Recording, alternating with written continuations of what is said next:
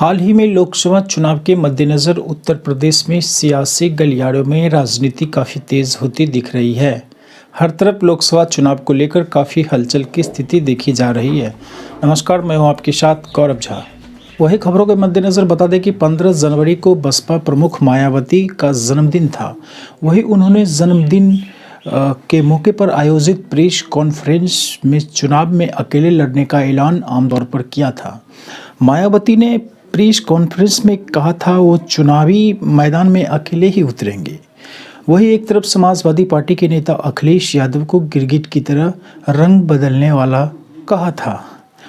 उसके बाद से काफ़ी हलचल की स्थिति मुख्य तौर पर देखी जा रही है। उसके बाद अखिलेश यादव की प्रतिक्रिया सामने आई।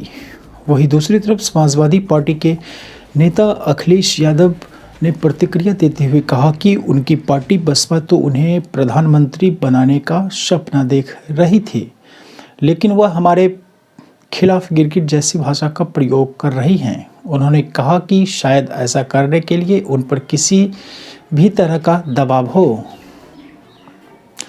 मायावती के गिरगिट की तरह रंग बदलने वाले बयान देने के बाद समाजवादी पार्टी के नेता अखिलेश यादव ने बाराबंकी में कहा कि समाजवादियों की कोशिश हमेशा से रही है कि सभी विपक्षी दलों को जोड़ने का प्रयास हो। हमारी कोशिश रहेगी कि इंडिया गठबंधन काफ़ी मजबूत हो। और सपा अध्यक्ष अखिलेश यादव ने कहा कि हमारी पार्टियों ने सदा से ही बसपा प्रमुख को सम्मान देने का काम किया है। खबरों के मद्देनज़र बता दें कि मायावती के इस तरह के ऐलान से सियासी गलियारों में बहस छिड़ी हुई है। और वहीं दूसरी तरफ मायावती ने हाल ही में इंडिया गठबंधन में शामिल होने से इनकार कर दिया है। उसके बाद बसपा प्रमुख मायावती ने अखिलेश यादव को गिरगिट की तरह रंग बदलने वाला तक कह दिया। दरअसल उत्तर प्रदेश चुनाव को लेकर बेशक हलचल तेज होता नजर आ रहा है।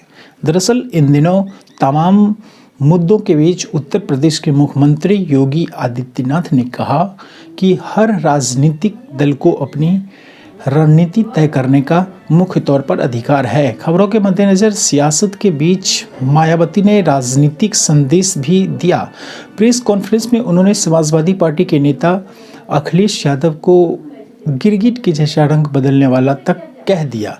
तो वही उन्होंने पीएम मोदी पर भी सीधे तौर पर निशाना साधा। हालांकि मायावती ने यह भी स्पष्ट तौर पर कहा कि वह लोकसभा चुनाव में विपक्षी गठबंधन इंडिया का हिस्सा भी नहीं बनेंगी।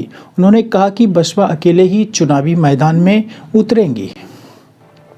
फिलहाल देश दुनिया की तमाम छोटी बड़ी खबर हमारे साथ देखते रहिए जय हिंद भारत न्यूज़ पर।